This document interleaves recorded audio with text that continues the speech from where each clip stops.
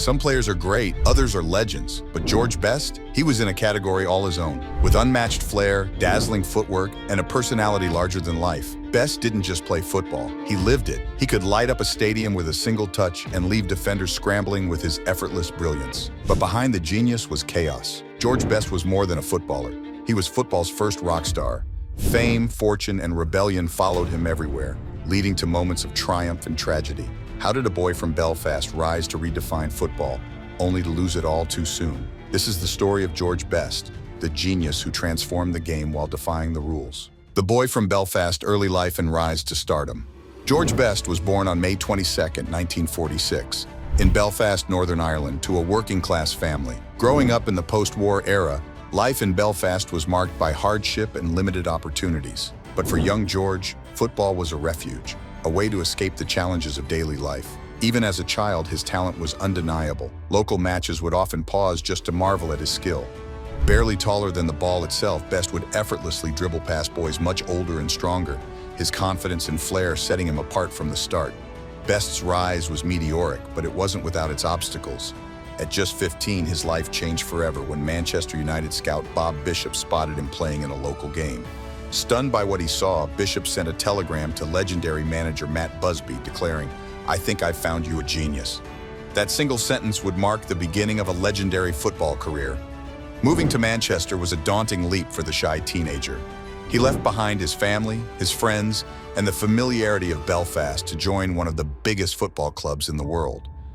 Overwhelmed and homesick, Best even ran back to Belfast shortly after arriving, convinced he wasn't ready for the challenge. But Manchester United recognized his extraordinary potential and worked tirelessly to bring him back. By 1963, at just 17 years old, George Best had broken into Manchester United's first team. His debut was electrifying, combining blistering pace, extraordinary vision, and a touch of flair that bordered on artistry. Best became an instant sensation. Fans and teammates alike were awestruck by the young player who could glide past defenders with ease, making the impossible look effortless. The genius on the pitch, transforming football. George Best wasn't just good, he was revolutionary. In an era dominated by disciplined, rigid football, Best played with a freedom and creativity that seemed almost otherworldly. His dribbling was mesmerizing, his ability to change direction at full speed left defenders bewildered, and his knack for scoring impossible goals made him a fan favorite. One moment that epitomized Best's brilliance came during Manchester United's 1966 tour of Portugal. Best single-handedly tore apart Benfica, scoring 2 incredible goals and assisting another in a 5-1 victory. The Portuguese media dubbed him El Beatle, a nod to his charisma and resemblance to the iconic band. But his crowning achievement came in 1968. Best led Manchester United to the European Cup final, where they faced the mighty Benfica. With the score tied at 1-1, Best produced a moment of magic. Dribbling past the goalkeeper with effortless finesse, he scored a solo goal that sealed United's victory. It was the pinnacle of his career, and that same year he was awarded the Ballon d'Or as Europe's best player. Best wasn't just a footballer, he was an entertainer. Fans didn't come to Old Trafford to watch Manchester United play. They came to watch George Best perform. His creativity and flair redefined what it meant to be a footballer, inspiring players like Diego Maradona and Lionel Messi in the generations to come. The off-field rebel, fame, and the fall. George Best wasn't just a footballer, he was a cultural phenomenon. With his dazzling skills and matinee idol looks, Best quickly became more than just a sporting icon. Dubbed the Fifth Beatle, his fame transcended football, turning him into one of the first athletes to become a global celebrity. Best's charm and effortless cool graced magazine covers, and he became a fixture in the social and fashion scenes of the 1960s. In an era when footballers were rarely seen as glamorous, Best was breaking barriers. But with fame came temptation. Best fully embraced the perks of being a superstar. Fast cars, designer clothes, and a revolving door of relationships with models and actresses. Nightclubs became his second home, and his cheeky, rebellious persona only endeared him further to fans. His famous quip, "I spent a lot of money on booze, birds, and fast cars. The rest I just squandered," wasn't just a punchline. It was a window into his hedonistic lifestyle. However, beneath the glamour and humor, cracks began to show. Alcohol became a constant companion for Best, and his discipline started to waver. He missed training sessions, often showing up late or not at all. His managers, including the legendary Matt Busby, struggled to rein him in. The same rebellious streak that made him irresistible to fans also began to jeopardize his career. By the early 1970s, Manchester United was in decline, and so was Best. The club's poor performances, coupled with his off-field antics, created a toxic environment. Though flashes of his brilliance still shone through, they were increasingly overshadowed by his erratic behavior. In 1974, at just 27 years old, Best walked away from Manchester United, a shocking and premature end to what should have been one of football's greatest careers. It was a moment that left fans and pundits alike asking, what if? The legacy of George Best, football's first global superstar.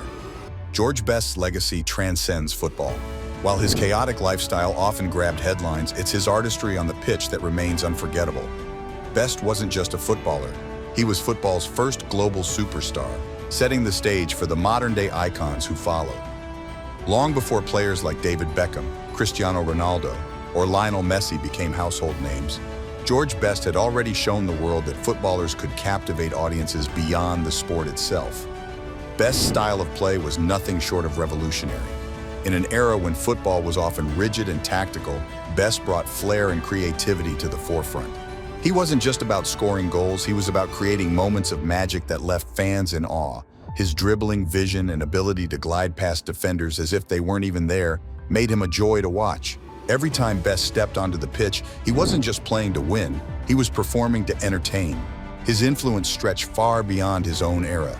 Players like Johan Cruyff, Diego Maradona, and Lionel Messi have often been compared to Best for their artistry and impact on the game. Many of these legends have acknowledged his influence, crediting him with inspiring a more creative, attacking approach to football. Best's insistence on blending skill with showmanship redefined what it meant to be a footballer. For Northern Ireland, George Best was more than just a footballer. He was a symbol of hope and pride. Coming from a small nation with limited footballing success, Best's brilliance showed the world that greatness could emerge from the most unlikely places. Even decades after his prime, his name remains a source of immense pride for the people of Northern Ireland. Today, George Best is remembered not just as a player who dazzled fans, but as a pioneer who elevated football into an art form. His legacy continues to inspire generations, proving that talent, when paired with passion, can leave an indelible mark on the world. Redemption and tragedy, later years. After leaving Manchester United, Best's career became a shadow of its former self. He played for a string of clubs across the world, from the United States to Australia, but never recaptured the magic of his prime. His battles with alcoholism became increasingly public, tarnishing his legacy and alienating some fans. Despite his struggles, there were moments of redemption. Best often spoke candidly about his battles with addiction, using his story to warn others about the dangers of fame and excess. In the 1980s, he even coached young players, sharing his knowledge and passion for the game. However, the damage to his health was irreversible. In 2005, George Best passed away at the age of 59 due to complications from a liver transplant. His death was met with an outpouring of grief from fans, players, and celebrities worldwide. For all his flaws, George Best was remembered as a genius who brought beauty to football. The genius and the flaws, a complex legacy. George Best's story is one of contrasts, of brilliance and self-destruction, of triumph and tragedy. On the pitch, he was untouchable, a player who could turn a match with a single moment of magic. Off the pitch, he struggled to cope with the pressures of fame and the temptations it brought. His legacy is a reminder of football's duality. He showed us the beauty of the game, the artistry, and joy that a single player could bring to millions. At the same time, his struggles highlight the dangers of celebrity, particularly for those who rise to stardom too quickly. Today, George Best is celebrated not just for his talent, but for his impact on the sport. He was a pioneer, a player who transformed football and inspired generations of fans and players alike. While his life may have been marked by excess, his genius on the pitch remains timeless. George Best wasn't just a footballer, he was a force of nature. His dazzling skills, fearless approach to the game, and unforgettable personality made him one of the most iconic figures in football history. But his story is also a cautionary tale, a reminder that even the brightest stars can burn out too soon. What's your favorite George Best moment? Do you think his genius outweighs his flaws?